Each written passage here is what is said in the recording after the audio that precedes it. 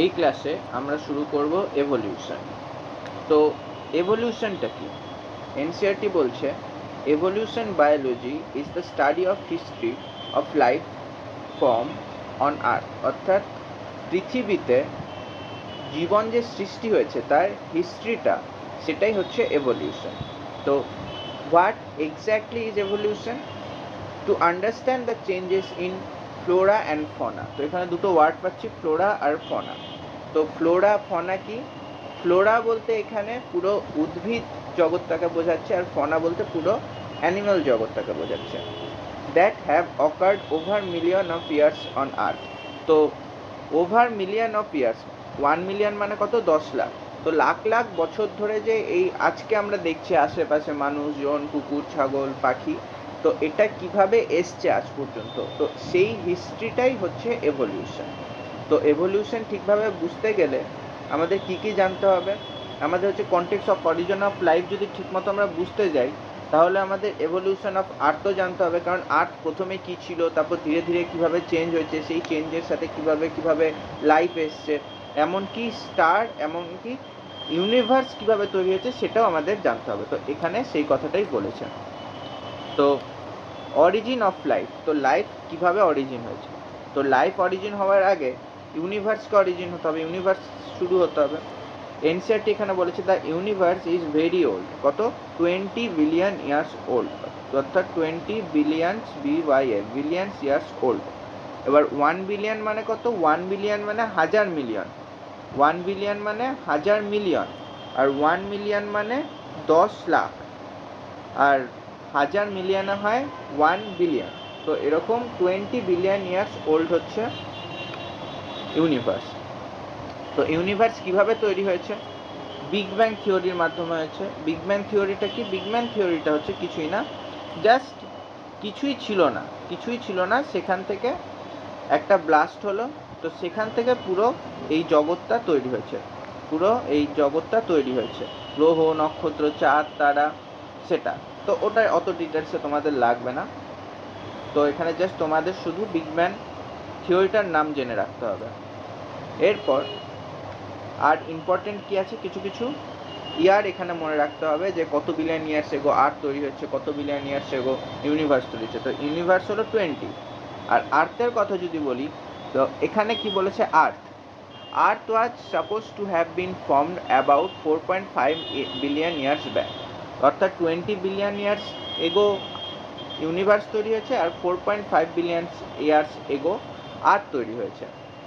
আর যখন আর্থ তৈরি হয়েছিল, দেয়ার ওয়াজ নো অ্যাটমসফিয়ার, কোনো অ্যাটমসফিয়ার ছিল না। যখন প্রথম আর্থ তৈরি হয়েছিল, কি ছিল? Water vapour, methane, carbon die oxide, ammonia, এইসব ছিল। আর কোথা থেকে এগুলো তৈরি হচ্ছিল? মোল্টেন মাস কভার্ড সারফেস। তো একদম প্রথমে অ্যাকচুয়ালি আর্থ দেখতে ছিল এরকম। তো তারপর দীর্ঘ বছর পর, হচ্ছে লাখ লাখ বছর পর, আর্থ পরবর্তীতে এই ধরনের দেখতে হয়েছে। তো এটা হলো। আর কি কি এখানে ইম্পর্টেন্ট জিনিস বলেছে? তো আর্থে আমরা কিন্তু বায়ুমণ্ডল যে রয়েছে, হাইড্রোজেন কিন্তু খুবই কম পাই। কেন? কারণ যখন বিভিন্ন ধরনের গ্যাস ছিল, এবার সব থেকে হালকা কি? হাইড্রোজেন। এখানে বলেছে দেখো, যে দ্য H2 লাইটার H2, এই যে এই লাইনটা, দ্য লাইটার H2 এসকেপ।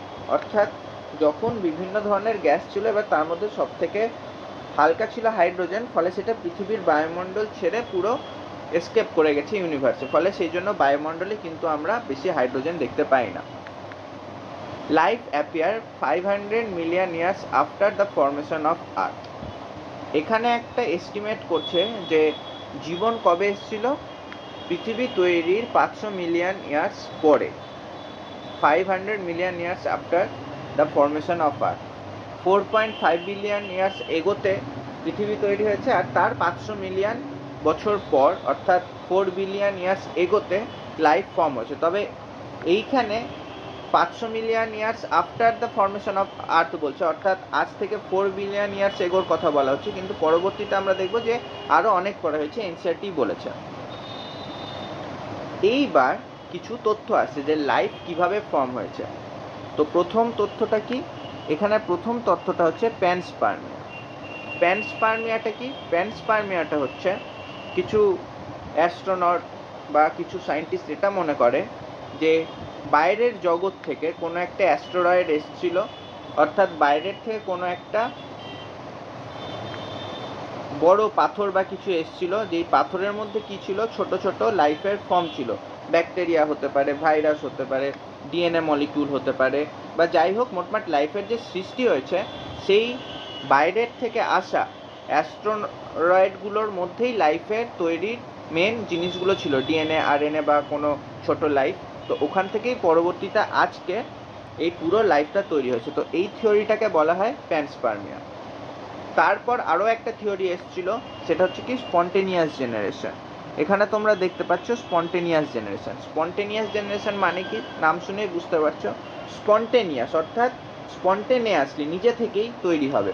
আগেকার দিনে ভাবতো যে যদি আমি ভাত রেখে দিলাম, সেই ভাতটা পচতে যখন শুরু করবে তো ওখানে স্পন্টেনিয়াসলি পোকামাকড় তৈরি হয়ে যাবে। ওখানে আগে লাইফ ছিল না, শুধুমাত্র কিছু ভাত ছিল, কিন্তু ওখানে স্পন্টেনিয়াসলিভাবে লাইফ তৈরি হলো, তো এটা ভাবতো। কিন্তু লুই পাস্তুর এই স্পন্টেনিয়াস জেনারেশন যে হয় না সেটা ডেমনস্ট্রেট করেছিল। কিভাবে? লুই পাস্তুর করেছিল হচ্ছে, তিনটে বিকার নিয়েছিল, তিনটে বিকার নিয়ে এরকম একটাতে মাংসের টুকরো রাখলো, আর আরেকটাতেও মাংসের টুকরো রাখলো, আরেকটাতেও মাংসের টুকরো রাখলো।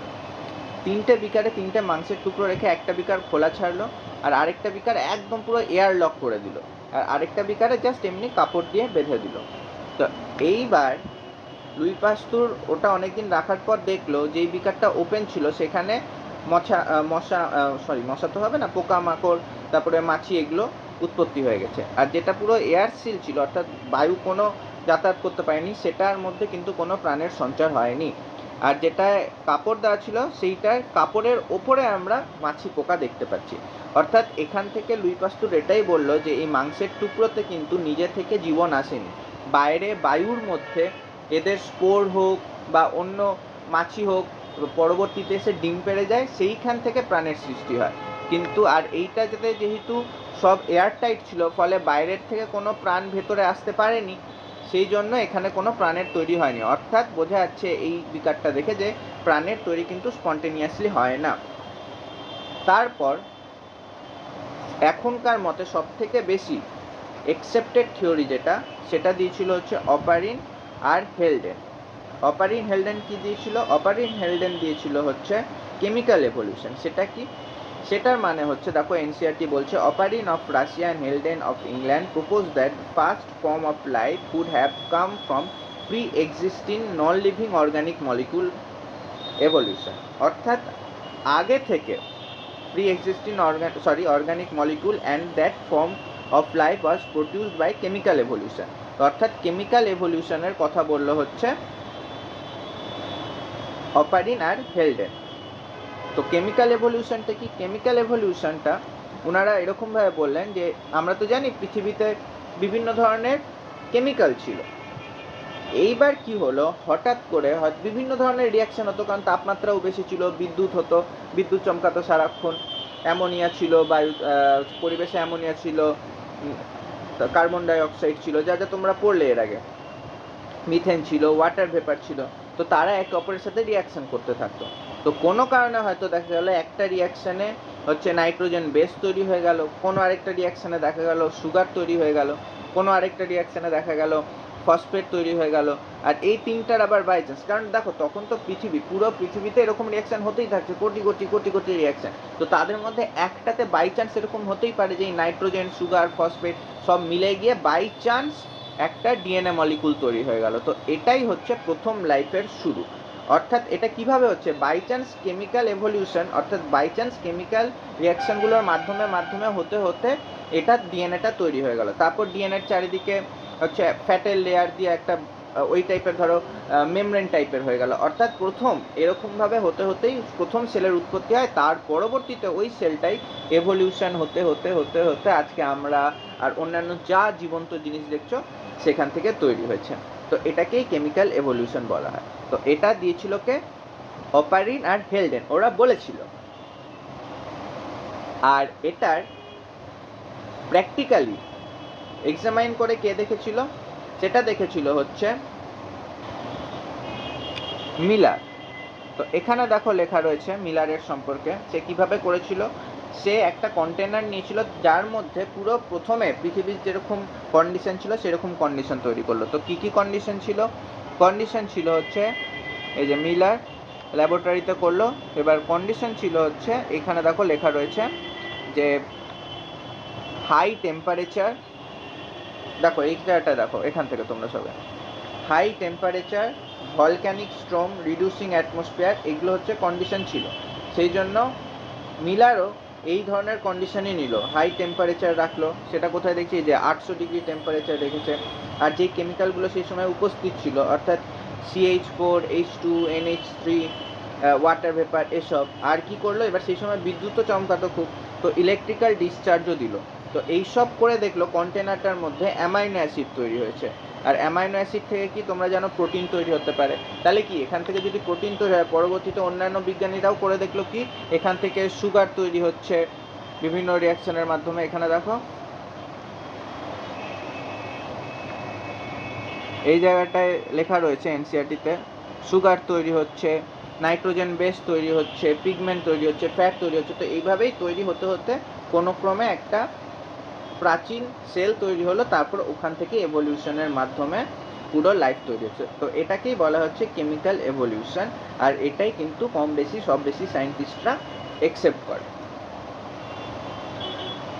এরপর চলে আসছি আমরা পরেরটাতে, পরের স্ট্যান্ডার্ডে। We have no idea about how the first self replicating metabolic capsule of life arose. তো এগুলো সবই কিন্তু থিওরি, কোনোটাই কিন্তু ল বা ফর্মুলা নয়। থিওরি মানে কি, এগুলো জাস্ট সায়েন্টিস্টরা আইডিয়া করে এগুলো এক একটা তথ্য দিয়েছে। তো সেই জন্য এখানে ওই কথাটা বলেছে। এইবার আরও কিছু অ্যাজাম্পশন করেছে। The first non cellular form, non cellular form মানে কি ডিএনএ আরএনএ এসবের কথা বলছে, could have originate 3 billion years ago, অর্থাৎ আজ থেকে 300 বিলিয়ন ইয়ার্স এগোতে প্রথম এই ডিএনএ আরএনএ এইসব তৈরি হয়েছে। এই যে এখানে বলেছে জায়েন্ট মলিকুলগুলো তৈরি হয়েছে। তারপরে কি বলেছে, পরের পেজে তো চলে যাও তোমরা। এই যে এই যে এইরকমভাবে ওরা এক্সপেরিমেন্ট করেছিল। আর এখানে কি বলেছে, this capsule reproduce their molecule perhaps. তো তোমরা জানো যে ডিএনএ আরএনএ কি, ওরা কিন্তু রেপ্লিকেশন ডুপ্লিকেশন এসব করতে পারে। অর্থাৎ ডিএনএ থেকে ডিএনএ, আরএনএ থেকে আরএনএ কিন্তু তৈরি হতে পারে, ডুপ্লিকেট হতে পারে অর্থাৎ। তো এখানে ওটাই বলেছে যে ক্যাপসুল রিপ্রোডিউস দেয়ার মলিকুল, অর্থাৎ রিপ্রোডাকশন এরা করতে পারে। এইবার কি বলেছে, দ্য ফার্স্ট সেলুলার ফর্ম, প্রথম সেলুলার ফর্ম কখন হয়েছিল, এগুলো নন সেলুলার ছিল জায়েন্ট মলিকুল যেটা বললাম। ফার্স্ট সেলুলার 2000 মিলিয়ন ইয়ার্স এগো, অর্থাৎ 2 বিলিয়ন ইয়ার্স এগোতে প্রথম সেলুলার লাইফ তৈরি হয়েছে। তো এখানে দেখো বলা আছে একটা, এর আগে যেটা আমি বললাম যে 4 বিলিয়ন ইয়ার্স এগোতে, এই জায়গাটাই কিন্তু এনসিআরটি বলে দিয়েছে যে লাইফ তৈরি হতে পারে। দেখো লাইনটা এখানেই রয়েছে, হ্যাঁ এই যে 500 মিলিয়ন ইয়ার্স আফটার, অর্থাৎ 4.5 বিলিয়নে যদি পৃথিবী তৈরি হয়, এবার 500 মিলিয়ন গেলে কত থাকে, 4 বিলিয়ন। তো 4 বিলিয়ন পরে কিন্তু লাইফ তৈরি হবার একটা আইডিয়া করেছিল, কিন্তু এখানে স্পষ্ট বলে দিয়েছে যে প্রথম সেলুলার লাইফ অর্থাৎ সেলুলার ফর্ম কখন তৈরি হয়েছিল, যে 2 বিলিয়ন ইয়ার্স এগো বা 2000 million years ago. This were probably single cell ছিল। All life form were in water, সব ওয়াটারেই তৈরি হয়েছিল। কেন? কারণ অবভিয়াসলি যে কোনো রিয়াকশান, কেমিক্যাল রিয়াকশান হতে গেলে সেটা কোথায় হতে হবে, একটা মিডিয়াম লাগবে, আর সেই মিডিয়ামটা হচ্ছে জল। আর আরেকটা জিনিস এখানে আমি ইম্পর্ট্যান্ট জিনিস তোমাদের নজরে আনতে চাইব, সেটা কি, সেটা হচ্ছে যে রিডিউসিং অ্যাটমসফিয়ার। এখানে কিন্তু পৃথিবী যখন প্রথম দিকে ছিল তখন কিন্তু রিডিউসিং অ্যাটমসফিয়ার ছিল, অর্থাৎ অ্যাটমসফিয়ারে কিন্তু অক্সিজেন ছিল না। এখানে যে তোমরা পড়লে যে তখন কী কী ছিল, মিথেন ছিল, জল ছিল, অ্যামোনিয়া ছিল, এগুলো ছিল, অ্যামোনিয়া বলছি, হ্যাঁ, CH4, H2, NH3, water vapour, এগুলো ছিল, কিন্তু অক্সিজেন কিন্তু ছিল না। এখন যেমন অক্সিডাইজিং নেচার আমাদের পরিবেশটা, বায়ুর মধ্যে অক্সিজেন রয়েছে, কিন্তু তখন কিন্তু রিডিউসিং ছিল, অক্সিডাইজিং ছিল না। ফলে এটাও কিন্তু মনে রাখতে হবে। তো এই হচ্ছে প্রথম টপিক কমপ্লিট হলো।